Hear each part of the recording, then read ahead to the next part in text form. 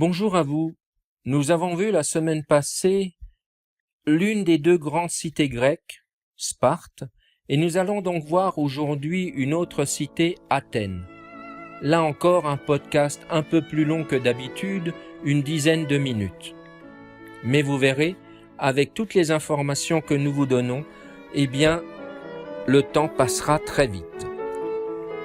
Alors, bien que le territoire de l'Attique soit des plus exigus, cette contrée a joué un rôle capital dans l'histoire de la civilisation.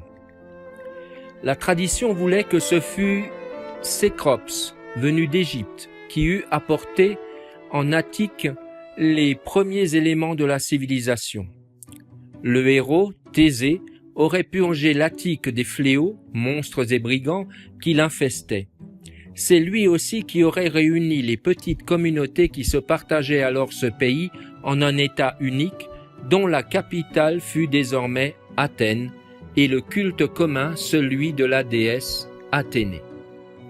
Le dernier roi d'Athènes, Codrus, se serait dévoué pour assurer la victoire aux Athéniens luttant alors contre les envahisseurs doriens. Les premiers habitants de l'Attique furent les Pélasges. Le pays échappa à la conquête dorienne, mais il vit affluer des bandes fuyant cette invasion. Dans cette population mélangée, les Ioniens furent l'élément dominant. La société était aristocratique. Les nobles, ou eupatrides, étaient seuls propriétaires du sol, et seuls ils participaient au gouvernement. Au-dessous d'eux, le peuple se composait de cultivateurs et d'artisans. Le gouvernement était exercé par des magistrats, les archontes, et par l'aréopage, à la fois tribunal criminel et conseil politique, tous exclusivement recrutés parmi les eupatrides. Ce régime, tout aristocratique, finit par faire des mécontents. Il est vrai, des troubles éclatèrent et des meurtres furent commis. Tout d'abord Dracon. En 621, l'archonte Dracon reçut plein pouvoir pour rédiger un code de loi. Ce furent les premières lois écrites à Athènes et elles étaient applicables à tous, nobles ou non. Elles étaient d'ailleurs dans la répression des meurtres d'une rigueur qui est restée proverbiale. Mais parlons de Solon. Cette législation ne modifiait ni la société ni le gouvernement, et les discordes continuèrent. Finalement, les partis s'accordèrent pour faire appel à la sagesse et à l'expérience de Solon, qui appartenait à la classe des nobles, mais qui, ayant beaucoup voyagé, avait étudié les institutions et les lois de divers pays. Grâce à lui, l'île de Salamine, qui avait été enlevée aux Athéniens par les Mégariens, leur avait été repris et cet exploit l'avait rendu populaire. En 594-593, Solon fut nommé archonte, avec plein pouvoir de prendre toutes les mesures et de faire toutes les lois qu'il jugerait nécessaires pour rétablir parmi ses concitoyens la paix et la concorde. Il fit plusieurs réformes de grandes conséquences, à la fois d'ordre social, économique et politique. Tout d'abord, la terre était jusqu'alors la propriété exclusive des nobles. Solon donna aux paysans la pleine propriété des terres qu'ils cultivaient auparavant, comme tenanciers des propriétaires nobles. L'Attique fut désormais le pays, en Grèce, où il y eut le plus de petits propriétaires. Pour alléger la charge des dettes qui accablaient les citoyens pauvres, Solon diminua la valeur de la monnaie. Il supprima en outre l'esclavage pour dette.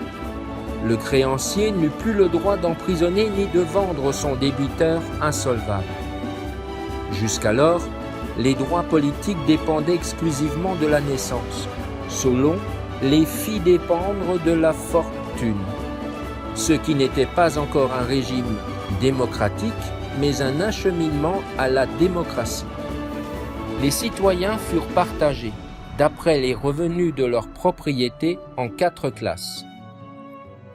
Tout d'abord, les Pentacosiomédimes, dont le revenu annuel atteignait 500 médimes de grains. Le médime valait 52 litres, ou une valeur équivalente en huile ou en vin.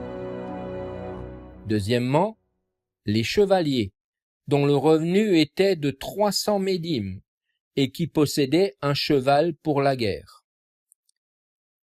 Les eugites, qui avaient un attelage, soit de chevaux, soit de bœufs, et un revenu de 150 médimes.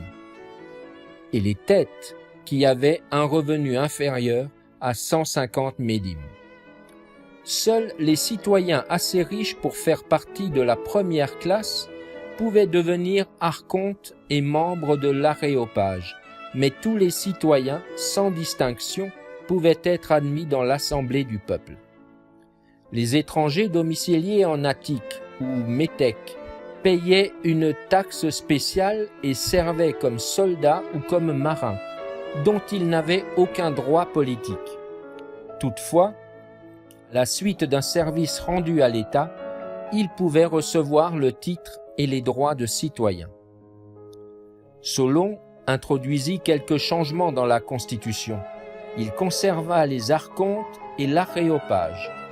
Les premiers étaient au nombre de 9. Entre eux se répartissaient les pouvoirs religieux, militaires, politiques, judiciaires. Ils étaient tirés annuellement au sort parmi les citoyens remplissant les conditions requises.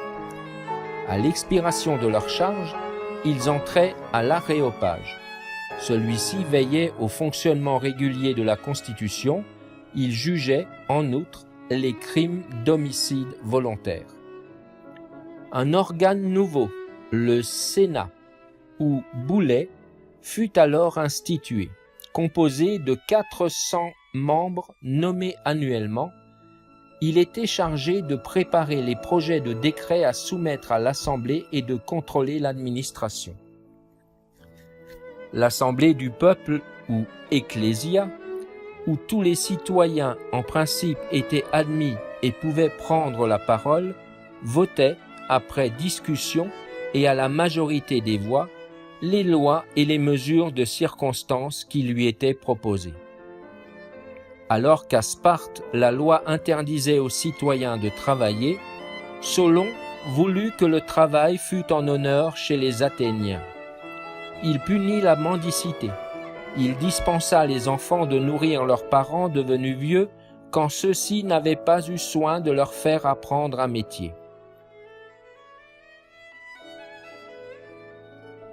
Pisistrate et les Pisistratides. Là encore, une spécificité. Les réformes modérées de Solon ne mirent pas fin tout de suite aux dissensions entre riches et pauvres. Un noble, Pisistrate, réussit en flattant ces derniers et en se donnant comme le défenseur de leurs intérêts à s'emparer de la tyrannie, c'est-à-dire d'un pouvoir personnel à tendance démocratique s'imposant non en vertu des institutions régulières, mais par la force.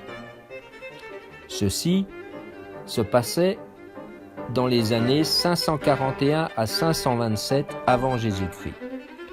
Il en usa d'ailleurs avec modération, s'efforça de développer la richesse publique, favorisa les arts et les lettres et embellit surtout Athènes de monuments. Merci pour votre patience. À la semaine prochaine.